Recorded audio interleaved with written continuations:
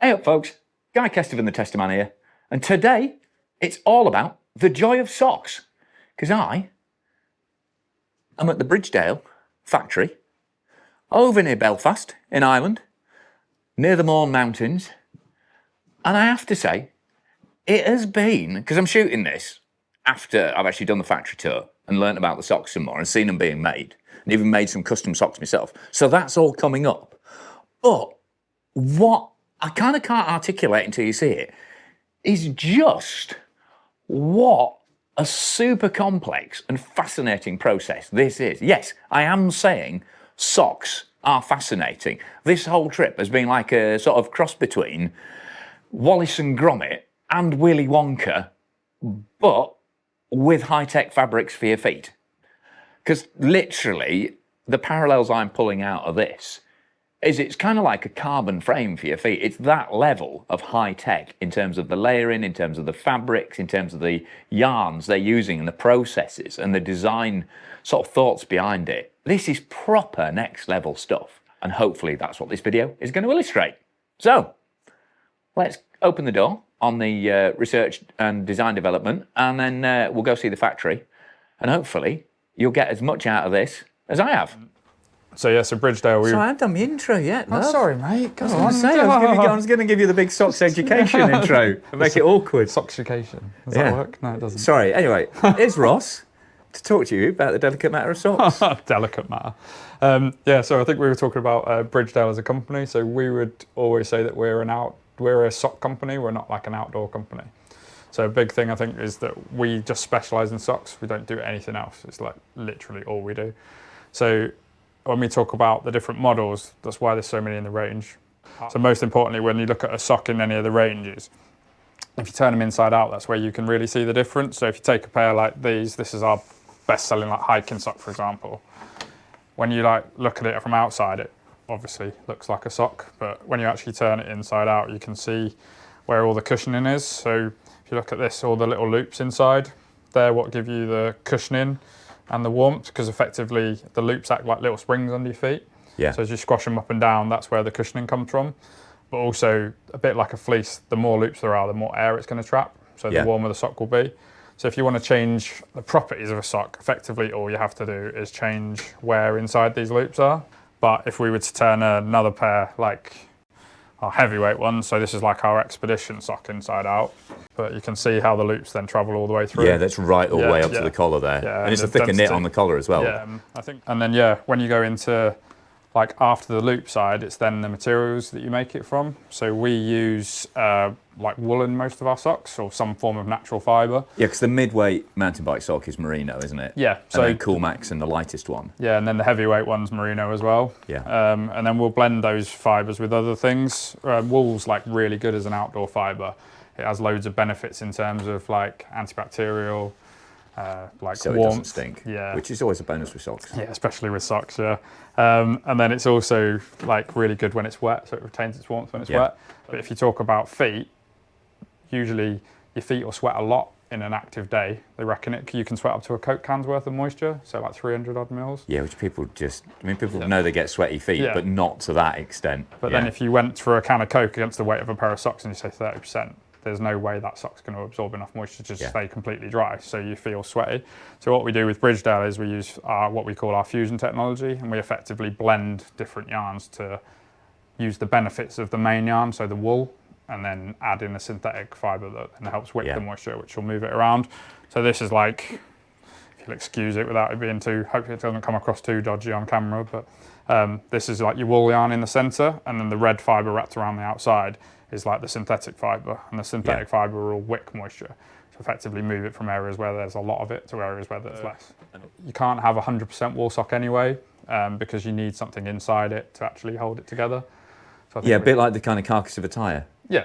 It's like something we were chatting about earlier. It's like the kind of the merino and other things are almost like the compound you add on top. Yeah, exactly. For like the performance, but at the end of the day, there's also like a base carcass, which is kind of a stocking inside it. Yeah, and also you can control the durability, the elasticity, and all other things like that. I mean, it's another major benefit of Bridgedale is effectively they've got twice as much material to wear away because they're wrapped around each other. So the socks just go on and on. I think it's probably... Because they're warranted, aren't they? Yeah, so everything's got a lifetime warranty. and the lifetimes against like manufacturing faults and things like that. But effectively, if you weren't happy with the socks, we'd replace them. Like if we look at mountain bikes specifically, like all the things we've just talked about with other socks in the range, but effectively with these, you can see the different like padded areas through the colours. But again, if you turn it inside out, you can really see the sort of difference in them. Because that's the orange bit as well. No, that's like a stabilising yoke. Isn't Yeah, it? so It's this like a is little like ankle yeah, strap. so it's like we call it our Y heel, but yeah, effectively it's elastication to keep it in place, make sure your heel stays in the where it's meant to be. Because I think that's probably the most around. obvious thing I've noticed from wearing the socks is just how accurately they fit. Stay in place. Yeah. Yeah, and again that goes down to the MPD stuff that we've talked about, and then also how they're made, because we will shrink them to make sure they do stay where they're meant to stay. But yeah, if you look at that one now, you see the padded areas, and then you can really clearly see Yeah, the breathability. like non-padded areas. Yeah, and then you've got that support, that sort of tighten the extra, it. Then more padding in the terry. Achilles. Yeah. So this is nylon, and this is a nylon, so it's a heavier wearing.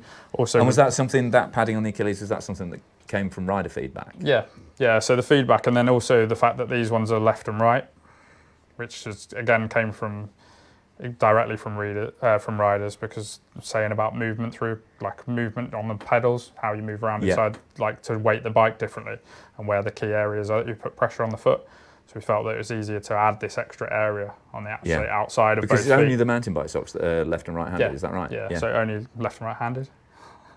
Oh, yeah. Because, Yeah, left and right anyway. Left and right Yeah, footed. so we call it asymmetric fit, but effectively if you get out of the bath with wet feet, put your feet on the ground, you'd see your footprint, basically padded to match that. Right, yeah. Yeah, because otherwise, obviously, you'd have more padding than you needed, or you wouldn't have enough padding where you needed Exactly, it. yeah. And then also with these ones, we use a system which we call T2. So T2 is effectively like with these loops. Yeah, so if you think about this as the main like loop in the sock, when you put pressure on it, obviously squashes down, effectively start to lose some of the cushioning. Yeah. So what we do with the mountain bike socks is we effectively put, like you say, another loop underneath, which is made Secondary from loop, nylon. yeah.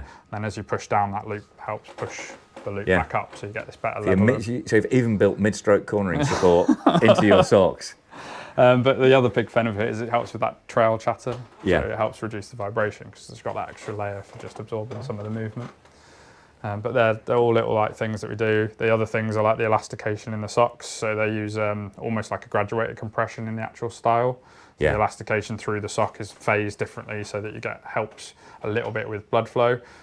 We developed the yarn with Lycra specifically, and you have to show some sort of like active compression through the style that you knit with it to actually use the yarn. So they want it to be an active use. Yeah. But yeah, even things like the heel, the way the heel's shaped is different to the core range, the left and right. It's a slightly tighter cuff, which again is designed to stay up. Yeah. They're a slightly different length to our traditional boot length, which again is just to bring it up just above your calf, so it's not sitting just below so that it drops down. So loads of little features, but again, all developed with the biking guys that we used, because it was rather ask someone who rides to tell us what to do. So this is far more than just putting a different header card on pre-existing socks. This is it's a really different product for you. Well, if you compare this to this one, like effectively they're both mid-weight styles, but this is our walk-in, this is our bike, and then if we turn them inside out,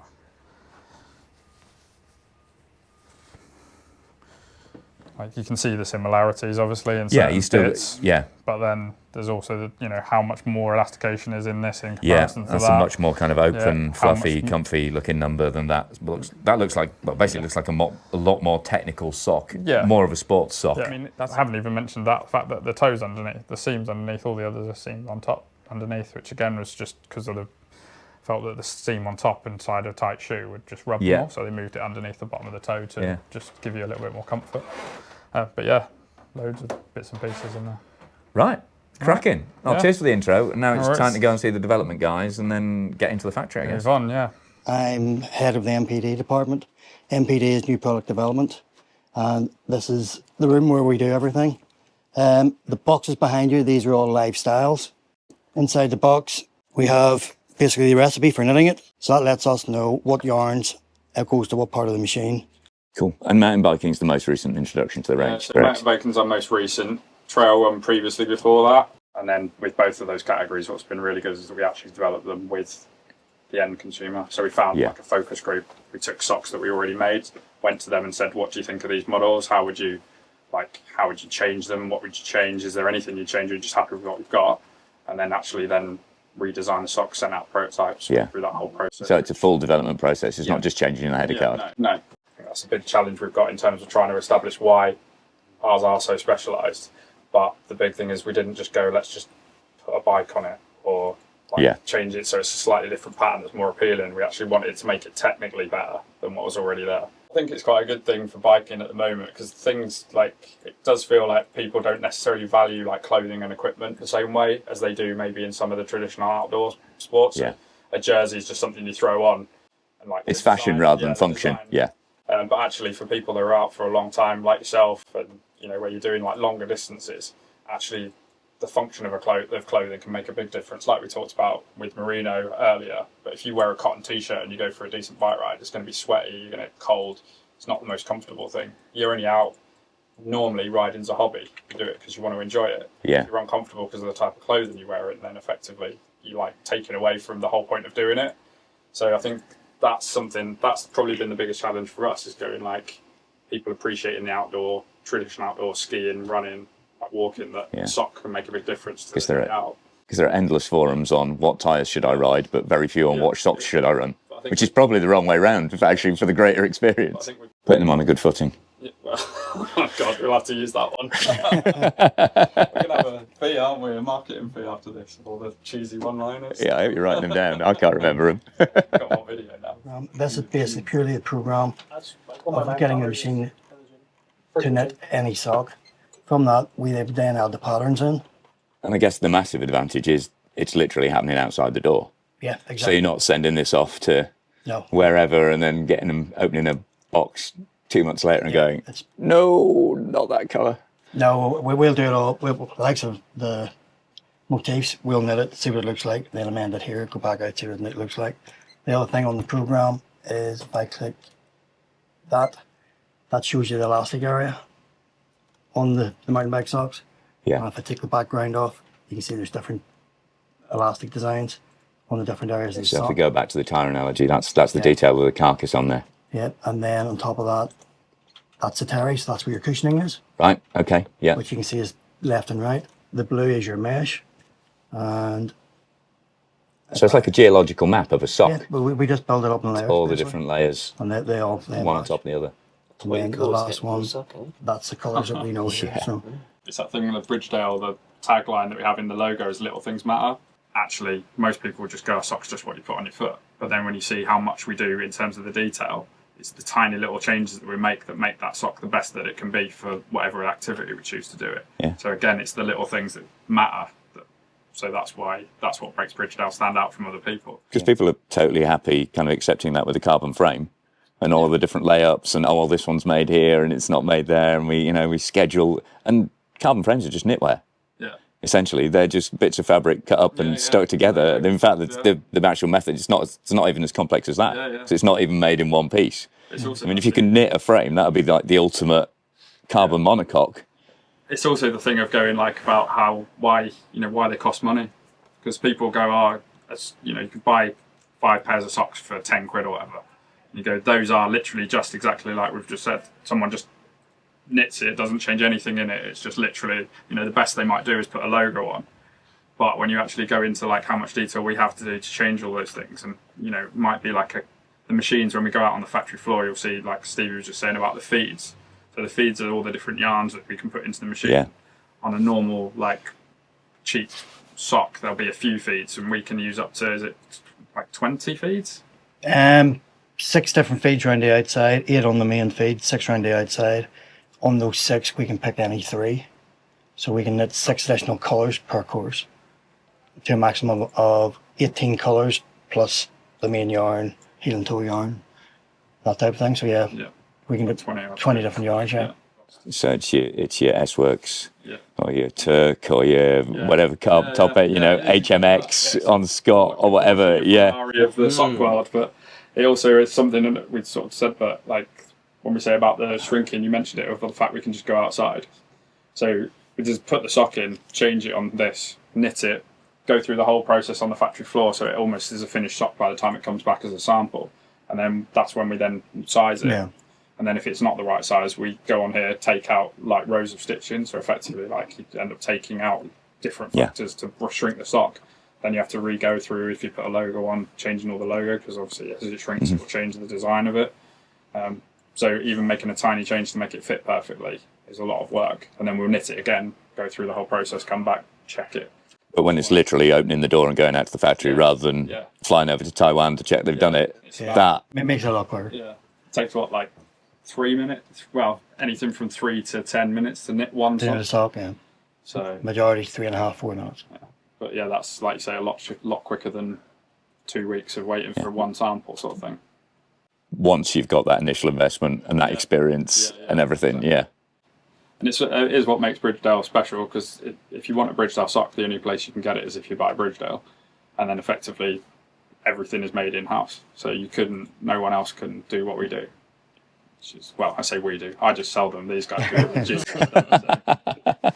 This is your warehousing side of it. Bridgedale socks you'll see in the boxes up around, whether it be nylon, lycras, wools. But we also merge the two of them together. We call fusion. This is what's used for the durability and the strength in a Bridgedale sock. 2 yarns taken and folded together. So you'd either be man-made and natural, or both natural, or both man-made, depending on what the product needs. This is where the fusion is done between the 2 yarns. 2 yarns are fed up through, and then twisted together. When you look at a Bridgedale sock with the heel and toe, or the pads, it's for strength and durability. The nylon creates that strength and durability. We put that along with the other nylon of the base of the sock.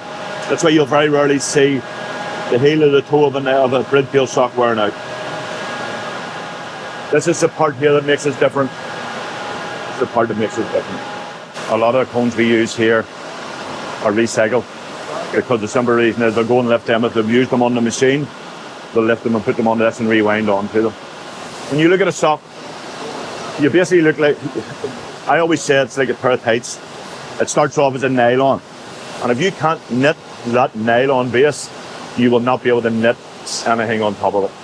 Because basically what you're doing, you need to have that perfect, because everything else goes on top of it needs to be in a proper structure.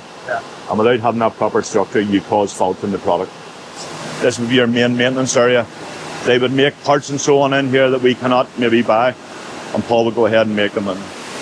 Right, so we're actually starting making a custom sock here. Yeah. With Daryl Brown, White and Hunt. Yeah, Ryder. We're given the opportunity to try and make our own sock. So why not? Exactly. That doesn't happen often, does it? Whilst we're here. Exactly. Yeah. It'll probably be all wonky and wrong, but yeah. I don't think we'll outdo the knitting. no. I hope not. It's anything like the time I tried to make some wheels with Santa Cruz. that was a disaster. But no, it's just cool to see the process, see that there's much more to it than just, it's not just the top. Yeah, it's been a proper eye-opener, hasn't it? Yeah, really has. cool. Yeah. Yeah. So had you thought about moving into the fashion industry previously, Daryl? Yeah, my next line of work. Yeah. You happy with your first job, Daryl? Yeah. You should get a proud father picture. Yeah. Time for me to do some custom socks now, and obviously I've gone for something far less subtle and artistic than Daryl.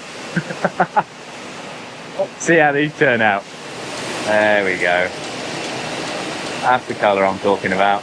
So is that like basically like hoovered down into the machine? And here, yes, there's a Right.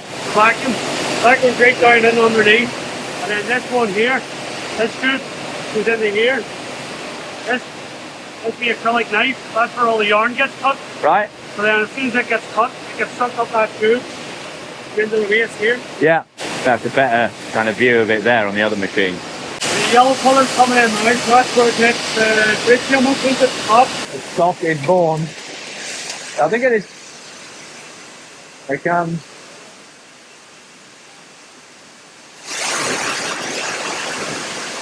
Now we're actually stitching the toes on it, so turning from just being a tube into being a proper sock. There we go. Whoops, stop. I think it magically appears out of here. There we go. What we got here? Look at that! GKTV is now officially a fashion brand. So we knit them oversized and then effectively we shrink it. I think we talked about it earlier. So if you look at the two styles, this is before bulking, this is after bulking. It comes down. The other part that bulking gives as well is that shrink and that stretch up. It'll always stretch to the original size, so you can see it will stretch right back. But because of the Lycra, it'll always go back, so when you get it home. But inside, you look at the loops inside. When we actually heat it up, the loops all shrink, so it really improves the density of the padding. So you can see here how loose it is, and the same sock but being post-shrunk. See how much closer the loops are, and that's what then gives you all that additional cushion. The foot forms will travel around on the aluminium legs, round into a steam press, which will press the sock. They'll go through a cooling chamber at the back, round the conveyor belt. The conveyor belt will take them off and send them along another conveyor belt to be stacked for to go towards examination. Yeah. So, yeah. This is a queue for examination. Right. We have an examiner sit here, we have an examiner here, examiner here, Yeah. and we have an examiner here. These 4 girls will examine every sock. Jana will go ahead here and she'll check the socks as well as she's packing them. Label them to the sizing, we'll do all the labeling. Get ready, get the packs all ready, prepare them for packing. Everybody has multi-skill, so somebody, if we were down on one of the areas, we can draft them into it. And we have a fairly young group of people now in that area, which is, you're building that knowledge through, but we've brought in a lot of that side of it, and hopefully that sets us up for the future. The needles are designed for that. It has a line on it, so there's an impact, it'll break that off, rather than do damage to the cams of the machine. So, hope you've enjoyed that tour of Bridgedale.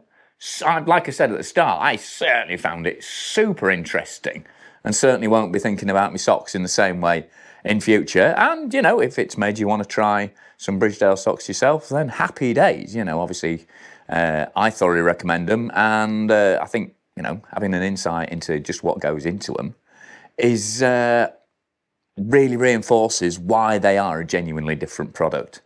To pull onto your trotters for a significantly more comfortable time when you're riding your bike. I mean, who knew that socks could be this interesting?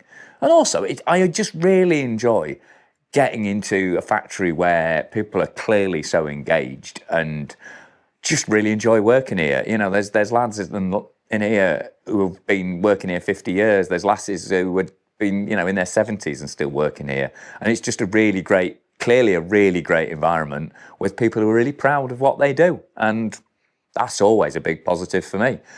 So, massive thanks to Bridgedale for having me over here. And hope you've enjoyed watching it. Like, subscribe, click for notifications. If you really like what I'm doing with the channel, then please consider sponsoring me on Patreon, because that makes a big difference to the channel and you get early exclusive edits as a thank you. But this has been me, Guy Kestevan, on Guy Kest TV at the Bridgedale Sock Factory outside Belfast. So, got any questions? Get busy in the comments. But otherwise, see you on the trails. Hopefully, in some Bridgedale socks. Stoked on socks!